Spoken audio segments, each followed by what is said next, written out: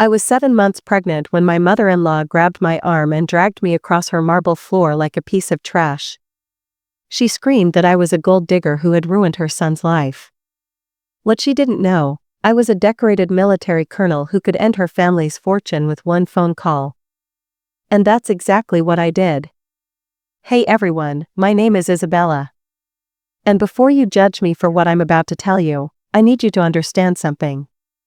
Sometimes the quietest people in the room are the most dangerous. Sometimes the woman you underestimate is the one who holds all the power.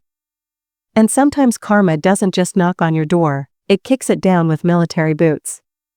If you want to hear how my mother-in-law went from dragging me out of her mansion to begging at my feet, hit that subscribe button and stay with me until the end. Trust me, you won't regret it. Her fingers dug into my skin, sharp like claws, dragging me across the polished marble that felt colder than her voice. Get out of my house, she screamed. You tricked my son. You tricked all of us. My breath trembled. I wasn't scared for myself. I was scared for the tiny life inside me. And Mrs. Harrington, please, stop. Before I could finish, she yanked harder, nearly making me fall. My knees shook. My heart hammered. But her cruelty didn't surprise me anymore. From the day I married her son, Daniel, she hated me.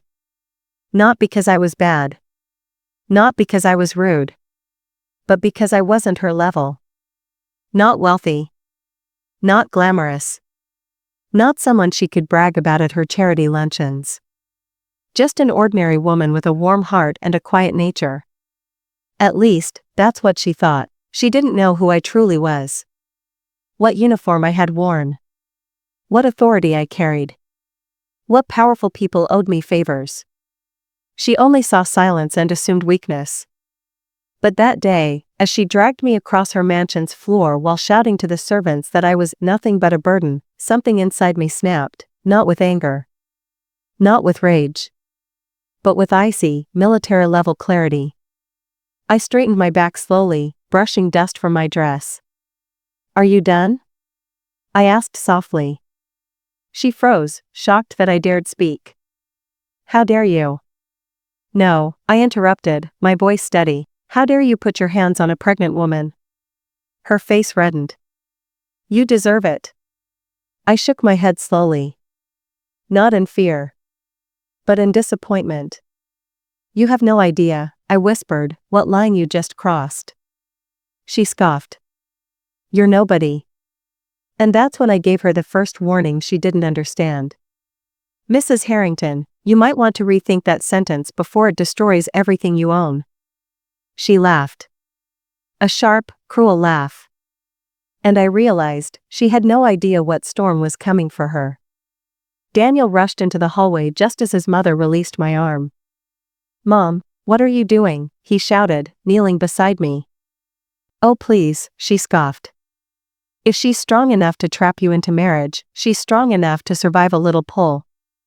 My chest tightened with a mixture of pain and disbelief. Mom, Daniel growled, she's pregnant. She rolled her eyes. A detail she uses like a shield. I bit my lip so hard I tasted blood. This wasn't the first insult. But it was the first time she laid hands on me. Isabella, Daniel whispered, checking my arms carefully. Are you okay? I nodded weakly. But deep inside, something stirred. Not anger. Not revenge. Something colder. Something disciplined. Something trained. Daniel, I said softly, take me home. We left the mansion, but as the door closed behind us, I caught the faintest smirk on his mother's face. She thought she won. She thought silence meant surrender. But my silence came from a place she couldn't imagine. From years of battlefield discipline, strategic thinking, and a heart forged under pressure. I didn't tell Daniel everything when we first married. He knew I had served. He didn't know I was still active in a classified role. He knew I worked with veterans. He didn't know generals called me Colonel Reyes, not Isabella. He knew I respected structure. He didn't know I commanded it. I kept those parts hidden because I wanted a normal life. A peaceful life. A family. But some people don't allow peace. Some people only understand power. That night, after Daniel fell asleep, I sat on the edge of the bed and placed my hand gently over my stomach. "I'm sorry you had to feel that," I whispered to my unborn daughter. "But I promise, I will protect you. No matter what." My phone buzzed. A message from General Carter. "Colonel, your clearance update is approved. Need to brief you on the Harrington inquiry. Call me when you're alone." My breath caught. I stared at the screen. Harrington inquiry? My mother-in-law's last name. What was she involved in? Why was the military investigating her? A slow shiver moved through me. She thought I was beneath her. She thought I was powerless. She had no idea I was the worst person she could have provoked. The next morning, Daniel left early for work. I waited until his car pulled away before calling the general. He answered instantly. "Colonel Reyes?" "Yes, sir." "Good. We need to talk about your mother-in-law." My chest tightened. "What is this inquiry about?" I asked. There was a pause, a heavy one. "Then, she's been funneling money through shell charities. Millions. We've been tracking it for months." I felt the floor tilt beneath me. "And she's connected to someone we've been investigating," he continued. "A private contractor with a dangerous record." My pulse quickened. "What do you need from me, sir?" "We need eyes inside her personal life. Records. Behavior. Patterns. You are the closest access point."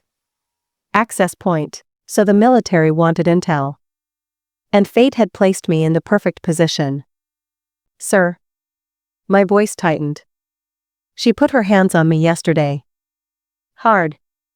If she's linked to something dangerous, then I'm done staying silent." "Good," he replied calmly. "Because this operation just became yours. For years I served my country with discipline and loyalty. I never used my authority for personal matters. But now? Justice and duty aligned perfectly. This is now an official mission," General Carter said.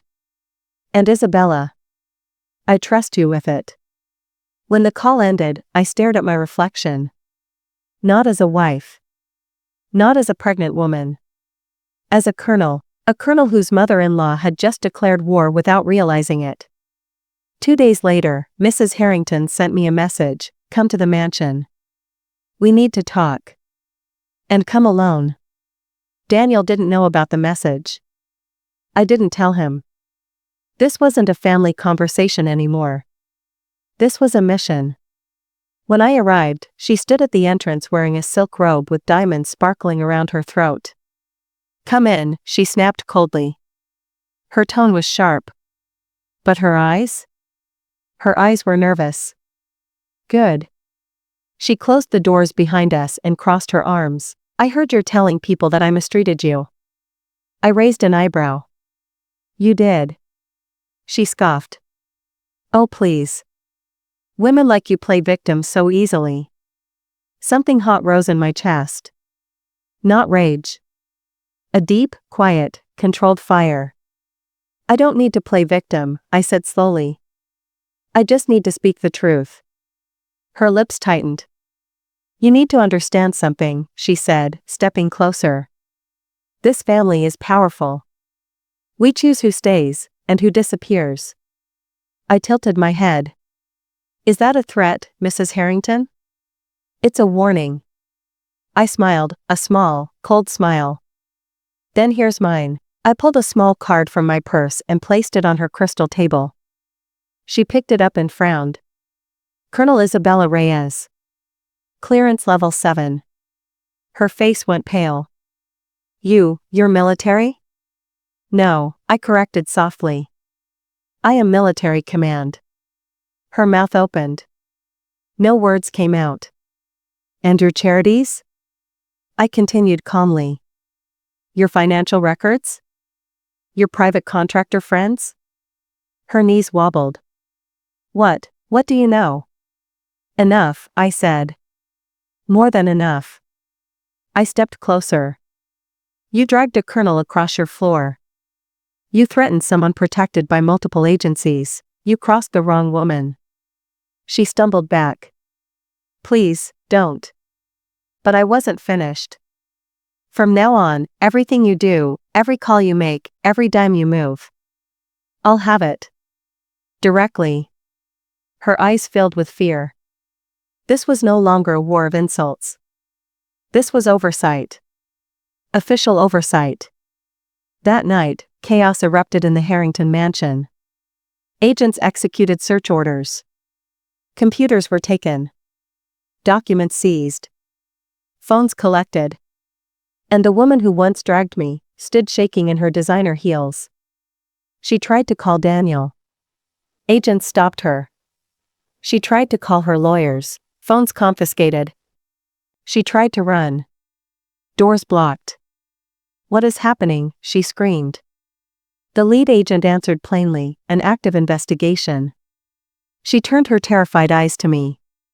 You did this? No, I said softly. You did this to yourself. She collapsed into a chair, breathing fast. Her arrogance? Gone. Her cruelty? Evaporated. Her confidence? Shattered. When Daniel arrived, confused and panicked, she ran to him. Daniel. Tell them to stop. Tell them I'm your mother. Daniel looked at me, eyes searching mine.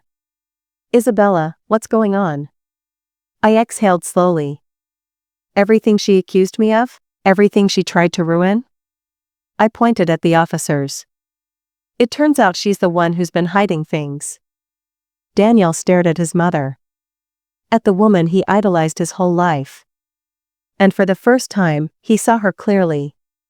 Over the next weeks, investigations intensified. Her charity empire? Frozen. Her accounts? Examined. Her partners? Questioned. Every stone overturned revealed something worse. Fraud. Illegal donations. Misplaced funds. Suspicious contracts. Daniel visited me one evening, eyes heavy. My whole life, he whispered, I thought she was a hero. She hid her darkness well, I said gently. He lowered his head. I'm so sorry she hurt you. Before I could respond, he sank to his knees and pressed his forehead to my belly. I promise, he whispered to our daughter. No one will ever hurt your mother again. My throat tightened. And for the first time since that horrible day, I cried. Not from fear. Not from anger. But from relief. 6 weeks later, a verdict came. Mrs. Harrington faced charges. Her reputation shattered. Her influence burned to ashes. Reporters crowded the courthouse. The woman who once dragged me across her floor now walked into court in plain clothes, head bowed. When the judge announced the decision, her face crumpled. Her empire. Her status. Her control. Gone. As she walked out, escorted by officers, she saw me standing there. Our eyes met. Her lips trembled. And she whispered the same words I once wished she'd never say, I'm sorry. I nodded. Acceptance. Not forgiveness. Just closure. Months passed. The case closed. The headlines faded. Peace returned.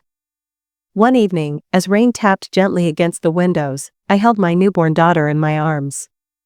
Daniel sat beside me, wiping tears from his eyes. She's perfect, he whispered. I kissed her tiny forehead. I'll make sure she grows up knowing her mother was strong. Daniel took my hand. You protected all of us. I smiled softly.